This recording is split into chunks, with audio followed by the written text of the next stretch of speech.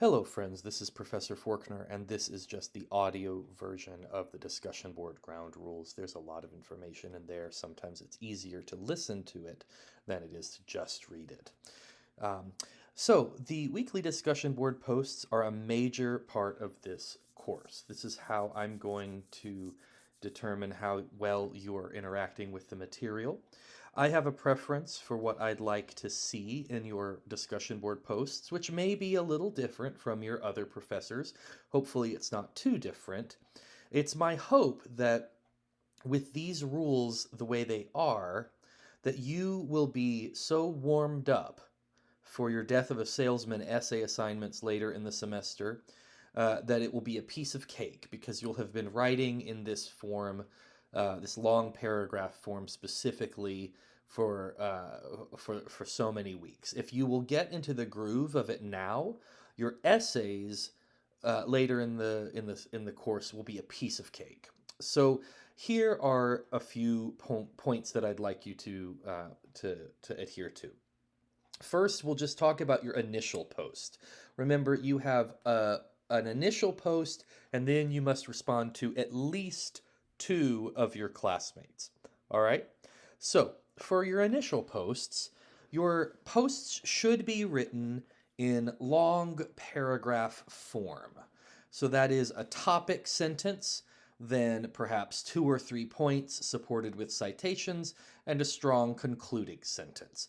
It will help you if you think about this as a body paragraph of what might be a larger essay. So, in the same way that we write a body paragraph in a long essay, if you think of your posts like that, it will help you. It will help you. Point number two, your posts, both your initial and your response posts, should be written in that same scholarly style that you would write an essay in. Uh, a scholarly style is about facts. This is why you need citations for each of your posts. And it's not as much about opinion, all right? So that's why, again, you need to include citations for in your posts, all right? At Regent, we use the MLA style format for all of our scholarly essays and posts. Please include MLA citations, and please do at the bottom of your posts include just a quick works cited in the MLA format. If you'll get into the habit of using MLA, several of you have already used it before, but if it's new to you, if you'll get into the habit of using it now, it will make life much easier for you later on. Next point, please be sparing in your use of descriptive adjectives as these indicate personal opinion. I give an example in the on the post of a sentence written in a non-scholarly way. You'll identify this right away. Your ears should perk up and think that doesn't sound like something that I would read in an academic setting. My sentence example is, quote, in the thrilling book, The Poetics, the ingenious Aristotle lays out his awesome points about tragedy and comedy. I love this book. Okay, remember, you are writing fact based papers, not theater reviews or book reviews. So what you feel about what you're reading personally, um, the way that you can express that is the way that you approach it in an academic way. So if you take issue with perhaps postmodernism, then the way that you handle that in your academic writing is the appropriate scholarly way to get your point across. All right, as opposed to saying I hate this book or I don't like it. I realize this may sound a little bit um, like 101 type stuff, but several of us, depending on how long we've been away from writing in this style, it's good to have a reminder that this is not about what your personal opinion. We want it to be supported and to use citations and treat it as an academic sort of exercise, okay? Your next point for your initial post. I want to also, similar to the previous point, I want to challenge you to avoid using first person pronouns as much as possible. Okay, that's I, me, my, we, us, referring to kind of in theater terms, it's like you're breaking the fourth wall to talk to the audience. Okay, um, try to just convey your perspective, like I just said, by proving it with support from your texts. Now, that being said, I understand that you do have prompts that will ask you for your personal opinion. Once you get those prompts, you're free to go. All right, you are absolutely free to share your personal viewpoint on the subject when you're asked to do so. That's fine. However, as a general rule, first person statements do not typically align with a scholarly writing style. It's it's always preferable to get the focus off of yourself and onto what you're analyzing and that which supports what you're analyzing. Next, just a few more points. These have to do with response posts. Um, One of the things that happens with these posts is you're going to get to know your classmates and what they think, and this is part of how we build community in the class, which I love. You may begin your response posts to your classmates by saying hello and praising their work in a brief 1 to 2 sentences. We don't have to just be all brain and no heart.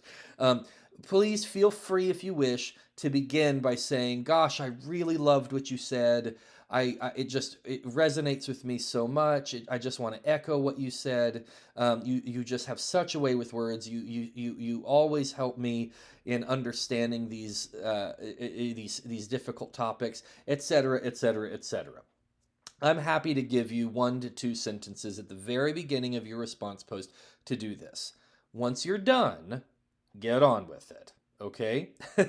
Once you're done with the greeting to your person that you're responding to, I'd like you to hit enter, and then begin writing your long paragraph response. So the greeting will be separate. It's always nice we all love affirmation. Feel free to do that. But then I want you to hit enter twice. So we've got 2 spaces, and then you can get onto your post. Okay. Now, I'd like you. There is sometimes a concern that we might hurt someone's feelings if we disagree with them. And so, to help with that, I would like you to address the idea your classmate is writing about, not your classmate. The time to address your classmate is in the little greeting, which is sort of the warm fuzzy part. That's the place where you can do that, where you can address your classmate directly. But then I'd like you, once you hit enter, I'd like you to address the idea that they've presented, and you can take apart their idea and see if if it works or not.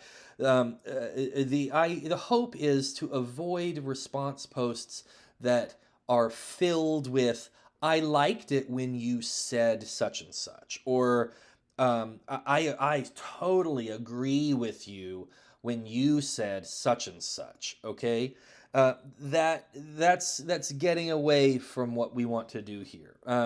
If you will think of your classmates' post as a new writing prompt, that will help you. So it's nothing personal. We're just playing with ideas here. Um, I hope I hope that's clear. We're keeping our analysis focused on the ideas being presented, not the person presenting them. So that way you can say what you need to about the idea without worrying about hurting your classmates' feelings. We tend to get a lot of very kind students, and so this is a way that we can avoid that awkwardness. Here's a general tip. This is something that I say to my students, that this course is really about the clear communication of ideas. The clear clear communication of ideas. It is not a creative writing course, okay? So your gorgeous prose that is filled with lovely adjectives and adverbs and painting romantic pictures, that there's another time for that. This is all about the clear communication of ideas. We want it to be concise. We'd like it to be direct.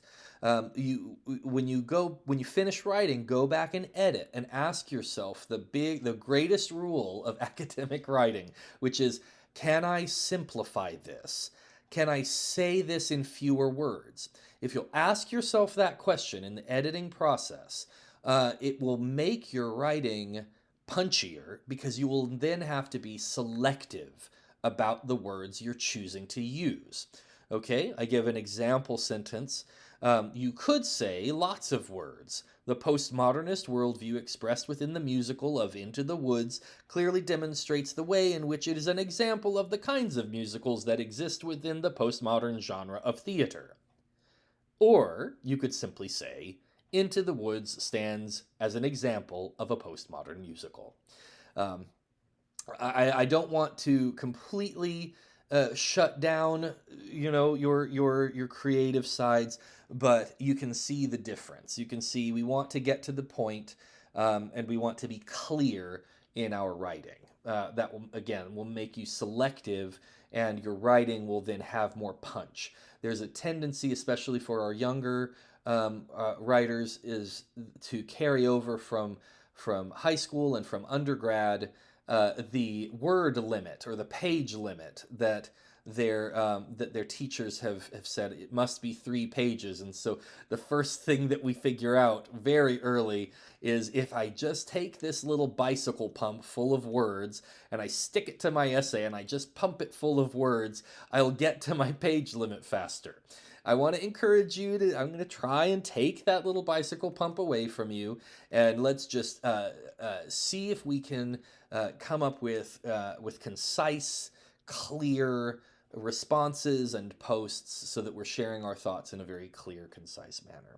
That was a lot of material. I just wanted to lay that out for you right here at the beginning. Thank you so much for listening and getting all the way to the end.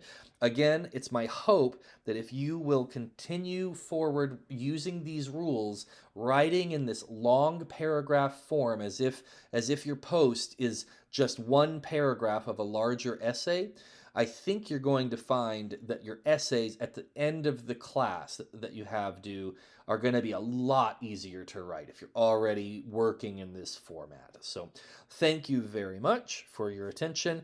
As always, if you ever have any questions, please do not hesitate to email me at johnfor@regent.edu. That's JOHNFOR @regent.edu. Thanks very much.